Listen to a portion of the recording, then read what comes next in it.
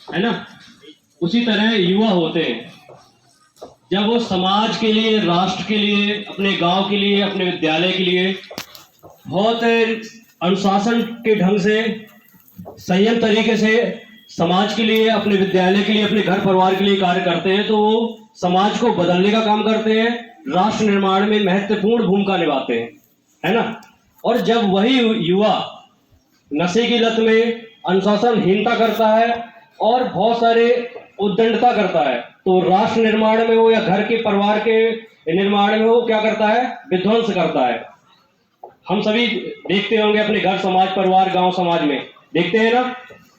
तो हमें किस तरह का युवा बनना है, किस तरह का भविष्य तैयार करना है, ये सब आपके हाथ में है। एक छोटी सी घटना है, उसको जिक्र करती हूँ, आगे बात बढ़ाऊंगा।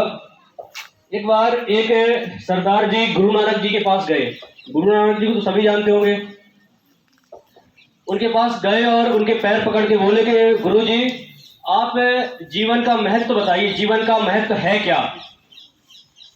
गुरु नानक जी ने आंख बंद करी और एक सच्ची रूबी उसके हाथ में थमाई और कहा कि जाओ, इसको बाजार में इसका रेट पता करके आओ। इसको बेचना नहीं है, बस इसका बाजार में रेट पता करके आना है।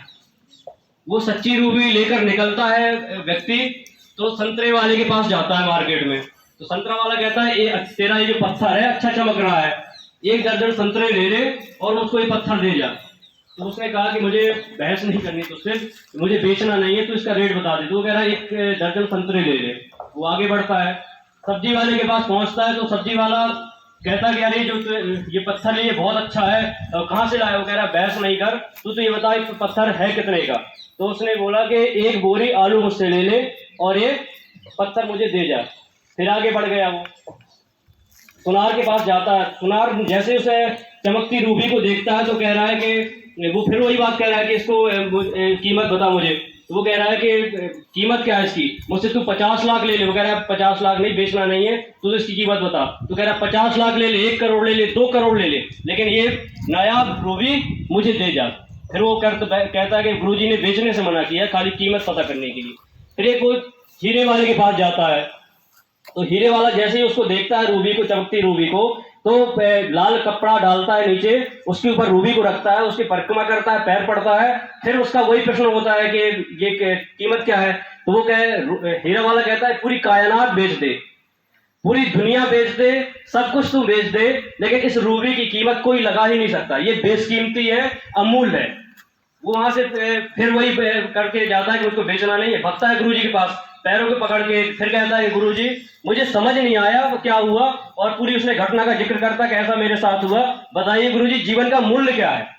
तो गुरुजी कहते हैं कि बस तुझे जीवन का मूल्य मैं समझा दे रहा हूं।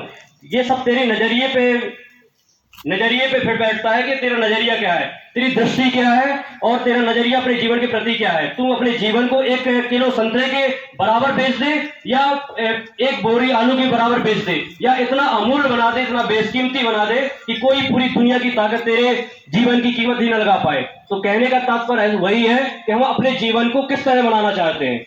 सब कुछ हमारे हाथ में है, सब कुछ हमारे नजरिए, हमारी दृष्टि पे तय करता है कि हमको अपना जीवन बनाना कैसे है। कि बिल्कुल हम ऐसे बना लें कि हमारी समाज में कोई वैल्यू ही नहीं हो, हमारे आसपास का व्यक्ति भी हमसे राम राम करने को कतराए, या फिर ऐसी हम अपने जीवन को इतना महत्वपूर्ण बना ले कि जहां हम खड़े हो तो 50 लोग हमको राम राम कहे, हमको सम्मान करे। ये सब हम पर निर्भर करता है, हमारे स्वविवेक पर निर्भर करता है, हमारे जीवन शैली पर निर्भर करता है।